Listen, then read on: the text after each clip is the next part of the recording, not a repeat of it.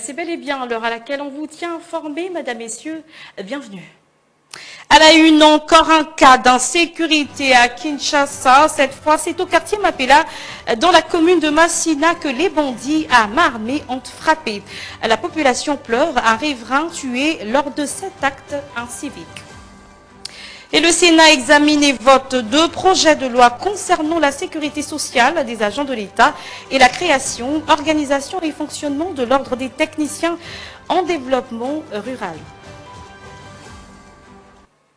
Encore une fois, bienvenue. Comme je l'ai annoncé dans mon sommaire, au cours de sa séance plénière tenue dans la salle de conférence du Palais du Peuple le 11 juin 2025, sous la conduite de Jean-Michel Samalukonde Kienge, président, le Sénat a examiné et a adopté deux projets de loi, celui portant régime spécial de sécurité sociale des agents de l'État et celui portant création, organisation et fonctionnement de l'ordre des techniciens en développement rural. Élisée Ouamara-Kiza. L'économie du premier projet de loi a été présentée devant les honorables sénateurs par le vice-premier ministre, ministre de la fonction publique, Jean-Pierre Liaou, qui a défendu une réforme centrée sur la justice sociale et la performance. Ce projet de loi modifie le statut des agents de carrière des services publics de l'État. Jean-Pierre Liaou a mis l'accent sur cette réforme visant à instaurer une fonction publique plus équitable, performante et adaptée aux défis contemporains. Il a souligné la nécessité de remplacer l'actuelle notation par une véritable évaluation régulière des compétences et des performances en phase avec une gestion axée sur les résultats. Suivant cette réforme, chaque agent devra se soumettre à une évaluation triennale débouchant sur des décisions en matière de formation continue désormais obligatoire.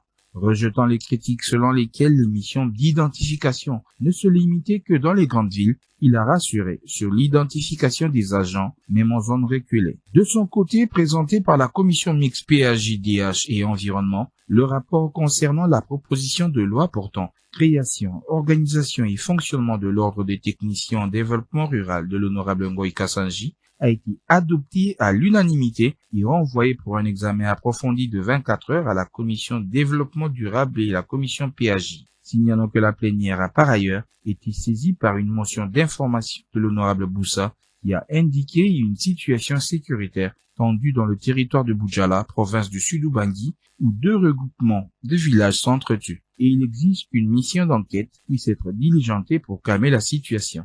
Jean-Michel Samalukonde a demandé à l'honorable Boussa de s'approcher du bureau afin d'éclairer la situation. Jour pour jour, un an depuis que le gouvernement congolais est dirigé par la première ministre Judith Suminwa Tsholuka à Kinshasa, les Congolais sont loin d'afficher une opinion unanime sur le bilan de cette première année. Si certains saluent des avancées significatives dans divers secteurs, d'autres, par contre, expriment des vives inquiétudes quant à la détérioration continue dans le secteur social. Lydia Kandolo. 11 juin 2024, 11 juin 2025, cela fait exactement un an depuis l'investiture du gouvernement souminois, une période clé pour évaluer les premières trajectoires et les défis persistants d'une administration. À Kinshasa, les avis sont partagés quant à sa gouvernance. Du côté des optimistes, l'on note des efforts significatifs consentis dans les cadres macroéconomiques, le cas de la stabilisation du franc congolais face au dollar américain et une inflation bien maîtrisée.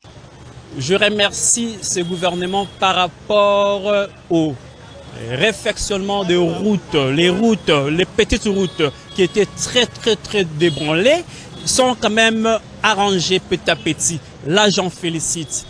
Bon, le gouvernement a mon amaboupe à Biezali, hein.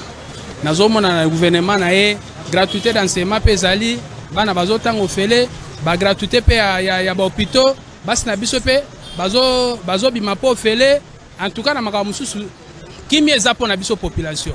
Mais dans la vie sociale, côté Kemba. Cette image des progrès est loin d'être partagée par tous, en particulier ceux qui fustigent la réaction du gouvernement face aux défis sociaux. Ce secteur considéré comme les baromètres du bien-être de la population. Du côté social, ça ne va pas parce que le taux de marché, ça ne marche pas. ça ne marche pas, ça ne permet pas nos mamans de bien préparer pour les enfants. Les choses sont vraiment très chères. Voilà, on cherche le moyen, dirais-je, de rabaisser les prix de vivre des aliments. En bref, nous devons bien manger, nous devons acheter les histoires quand même à moins cher. Vraiment, ce gouvernement doit se battre de ces côtés-là. Côté na moi B ezali makambo ya biso ba fonctionnaires, biso ba éducateurs sociaux. Comment expliquez-vous, nous avons eu nos cartes, aussi la carte biométrique depuis 2023. Jusque là, on n'est pas payé. On n'est pas mécanisé, on n'a ni prime, on n'a ni salaire de base. Donc on va coopérant. Malgré les multiples efforts entrepris par le gouvernement souminois en vue d'améliorer les conditions de vie de la population congolaise, le pari du développement inclusif est loin d'être gagné. Et en marge de la 12e conférence des gouverneurs qui se tient du 10 au 13 juin 2025 à Kolwezi, dans la province du Lualaba, le président de la République démocratique du Congo, Félix-Antoine Tshisekedi Tshilombo, a inauguré la clinique moderne du Lualaba, un établissement sanitaire de dernière génération. Commentaire Titi Bakamba.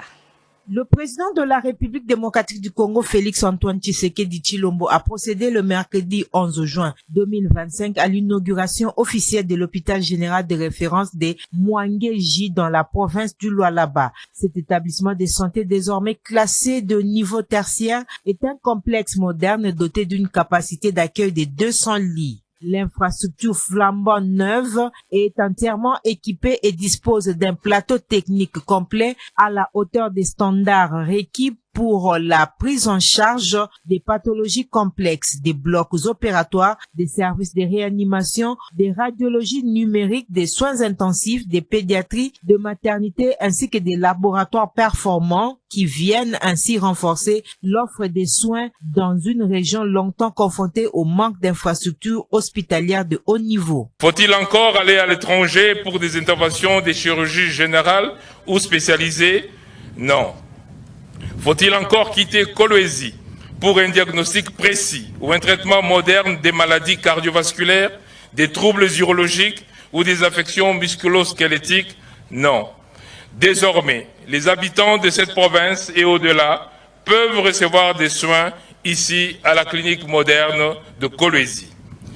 Notre présence ne se résume pas à un acte inaugural et traduit un principe fondamental de l'action de votre gouvernement, le devoir de redevabilité. Nous sommes ici pour rendre compte non seulement de ce qui est fait, mais aussi de ce qui continue d'être fait. Au-delà de l'impact immédiat sur les soins, cette réalisation, l'hôpital général de Mwangeji, s'inscrit dans les cadres de la politique de couverture santé universelle prônée par le chef de l'État. Elle traduit également une volonté politique affirmée de réduire les inégalités d'accès aux services de santé, en particulier dans les zones minières comme les Lualaba, où les contrastes entre les richesses naturelles et les conditions de vie demeurent criants. Le prix d'un kilogramme de cacao connaît une baisse de 3,74% à l'international d'après la Mercurial consultée mardi 10 juin 2025. Cette baisse a un impact négatif sur l'économie congolaise fortement dépendante des produits d'exportation. Titi Bakamba, une fois de plus.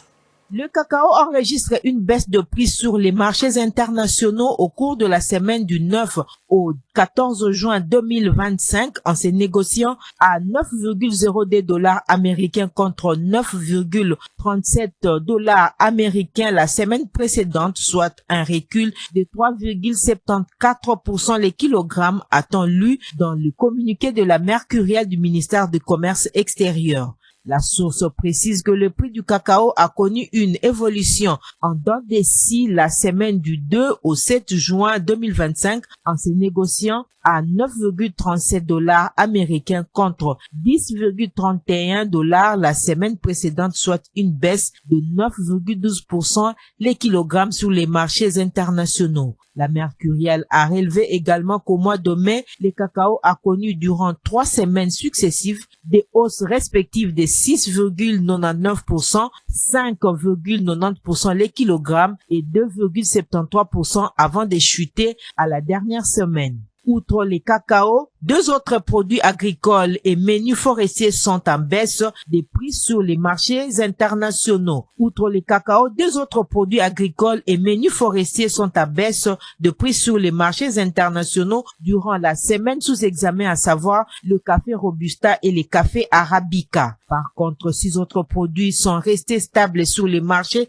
internationaux, notamment le caoutchouc, la papaye, les écorces de quinquina et la raolofia. Les communiqués de la Commission nationale de Mercuria du ministère du Commerce extérieur soulignent que la hausse, la baisse et la stabilité des prix des produits miniers, marchands, agricoles et menus forestiers sont consécutives à l'offre et à la demande sur les marchés internationaux ainsi qu'à la chaîne d'approvisionnement. Ces fluctuations ont un impact direct sur l'économie congolaise, fortement dépendante des exportations des matières premières, notamment dans les secteurs miniers. Cet exercice du commerce extérieur est alloué car elle nous permet de suivre l'évolution des prix de nos produits sur les marchés internationaux. Et en sécurité persistante à Mapela, au quartier 5, dans la commune de Massina, la nuit du 11 au 12 juin 2025, des bandits à main armée ont visité une maison dans cette partie de la capitale et ont emporté une somme d'argent. Un homme a perdu la vie lors de cette attaque barbare, au grand désarroi de la population qui déplore l'inactivité des sous-commissariats de la police situés à quelques mètres de là. Se sentant en insécurité, la population de Mapela lance un cri d'alarme et réclame une police responsable pour rétablir la quiétude au quartier 5. Les éléments de la police du sous-commissariat voisin sont pointés du doigt de contribuer à l'insécurité par cette dernière. Suivez.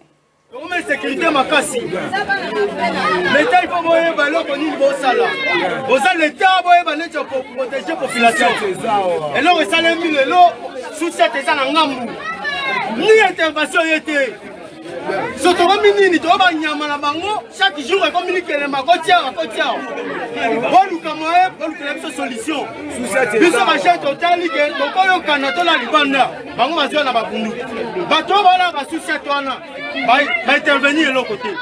Soyez et comme chaque jour, on va la jeune, par un jeune, après si on mongo. Mais pour protéger la population, la couture va y être. Ce qu'on a nini. Par contre, pour qu'on ait il a besoin d'être. Voyez bisanga, tobi quand on est nini. Donc comment la sécurité ma casse. Ceux qui n'ont pas soumis, qui sont prêtés, l'événement est 5 000 par semaine. Et quand ça les attend 3 ou 4 fois. Mais quand on a intervention parce que c'est déjà ah donc intervention voté. To seni kama intervention na bino bakozi. So bosungi bisote tozo sila. Bazo ya bien armé bazo poma babomi babotoli babimi bakei. Mais ça to reta na ministre intérieur papa. Ça solution pour na biso. Toza bana na nous. Ça solution pour na biso. So ki osali pour na biso m'appelle Koufi. Bazo kota chaque jour bien armé. Bakoti babomi babimi. Après un rythme accru d'un match, tous les 3 jours, la 30e édition de l'Hélico-Cash Ligue 1 connaît un arrêt et permet aux joueurs de souffler un peu. Le championnat garde son suspense, comme nous le montre le classement partiel. Christopher Chitamba.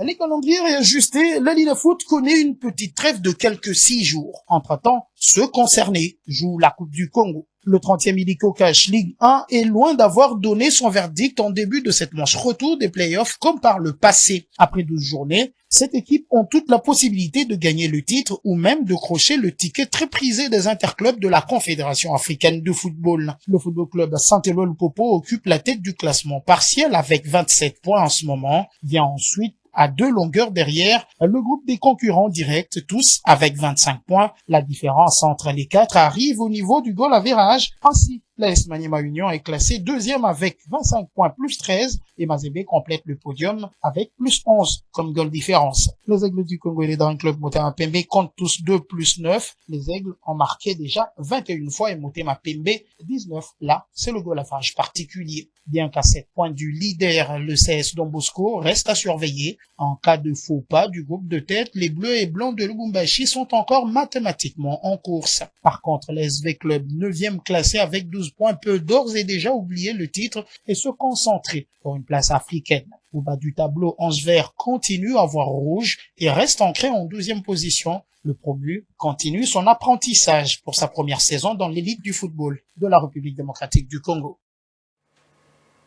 Ce journal est complètement terminé. Merci à vous de nous avoir suivis. Merci aux héros dans l'ombre, Fiston Atunga et Christopher Chitomba. À nous revoir très prochainement.